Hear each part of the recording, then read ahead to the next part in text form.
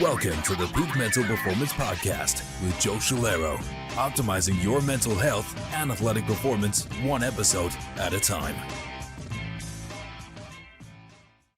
What do you see from your perspective as the role that student athletes have in supporting each other's mental health and well-being of their teammates? Yeah, so I think it starts again as kind of that cultural shift in as a culture, as an athletic culture, as a group of student athletes really valuing the importance of mental health and the necessity to get in front of it and be proactive about one's mental health. That can then trigger or trickle down to the individual level. And that individual support. And so I think the biggest thing is just that see something, say something. And you don't have to be a certified counselor or psychologist or licensed social worker, be able to acknowledge and notice that somebody's going through a tough time and just offering your ear or your heart or just a hand in whatever that person is kind of going through, and to help discover some resources that might be available to that person together, co-create that.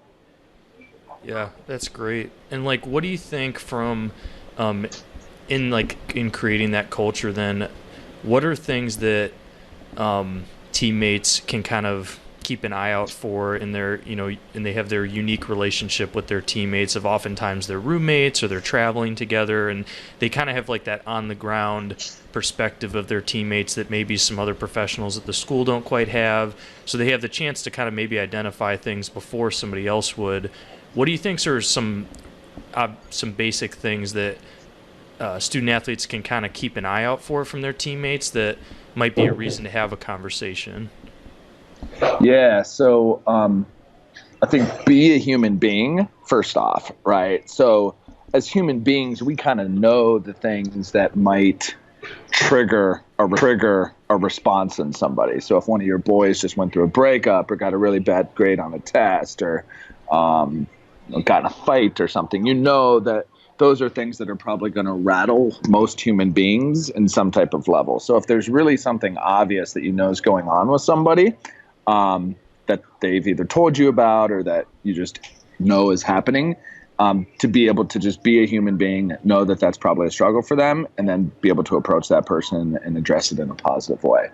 The other thing to consider is just noticing changes in behavior, right? If you had somebody that was really happy-go-lucky, really optimistic, really positive, and now they're saying things in a more negative type of way, or just seemingly have less energy, or isolating themselves more, or not really wanting to be around others, or they're drinking more, or those might be some things that would trigger, this person isn't really acting the way that they typically do based on our relationship. I wonder if something's up, and then being able to address that in a positive way.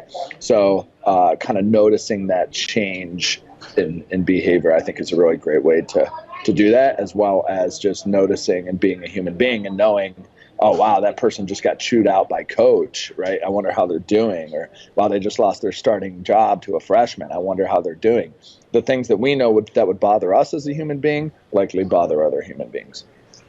Yeah, that's really well put. I think for those student athletes, that when they say they identify those things or they see those things in their teammates, if they're they know they want to say something, they know they want to ask them how things are going, and there's just that I think very human sinking in your stomach feeling of, oh man, am I the right person to talk to them? Am I going to say the right thing? All that kind of stuff.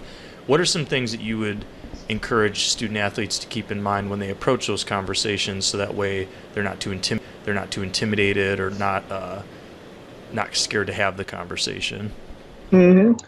Well, I think first off is just put the shoe on the other foot. So if you were the person that was being addressed, how would you like to be addressed by a friend or a teammate? What would you want that to look like? Probably not in a judgmental way, probably not in an intense, I know what I'm talking about type of way. You would probably want somebody to come with you from empathy, a foundation of caring, and a genuine authenticity about, you know what, I'm probably going to stumble through this conversation. I don't know if I'm the right person to say it, but all I know is that I've just noticed some things that are going on in your life and that you've seemed to change. I don't know if that's true. I don't know if that's accurate, but I felt compelled as your friend, as your teammate, as your captain to say something to open up the opportunity for us to have a discussion if you want to. Yeah, that's great. And then I think from one thing we talked about last time we chatted that I want to just run through again because I thought it was really good, was we talked about how a lot of schools are in a position where some have somebody like you, who I think is like an awesome, unique perspective of you were a student athlete, you played college football at the school that you're now working at. So there's a very, not with everybody, I'm sure, but there's some immediate rapport of, I think, student athletes appreciate when they're talking to a professional, whether it's a psychologist, mental health counselor at the school, when they know that they kind of know where they're coming from, of like, oh, for schools where there's professionals who are great at their job as a mental health counselor or somebody in my position who's providing wellness resources and health coaching, but say they don't have that student athletics background, how can they help those students feel the most comfortable and build rapport with those students and kind of meet them where they are, do you think? Yeah, so first, I think those professionals can do their homework just to kind of get to know the athletics culture by either reading books or chatting with individuals in the athletics department or individuals that are in a more athletic type of field, whether that's physical education, exercise science, or the athletics department itself, just to absorb and start to learn the common stressors, demands, hang-ups that occur in the student-athlete world. So kind of getting that education, and then also aligning with resources, right? So maybe there's some liaison in the athletics department that has an interest in mental health counseling or something. They're limited in the mental health counseling. The counselor or psychologist is limited in the athletics piece. But if those people pair up, then that might be a nice way to bring two heads together to promote and share and communicate the types of information that one would want. So that, I think, would be two great strategies. So either seeking out that information yourself to develop it, or pairing with somebody that has the missing link, and then you kind of tag team it together. Yeah, that's great. And I think the collaboration thing is huge too, of like, it's like kind of that the sum of what we have is greater than the individual pieces. So it's like we can, even if we don't have somebody that does everything, like we can all get together and help provide a really comprehensive resource. Yes, exactly. Cool. And then the last kind of general kind of takeaway question I had was, I think you brought up some great things of the roles students have, things that they can identify, things to keep in mind when they approach those conversations, and then a few things for us as professionals in supporting those students. As a student athlete, as they approach their day tomorrow, their week of practice, of traveling, of competing, what's one big general thing that you think student athletes can keep in mind at all times in terms of their role that they have with their teammates, of how can they be a good teammate and support each other's mental health?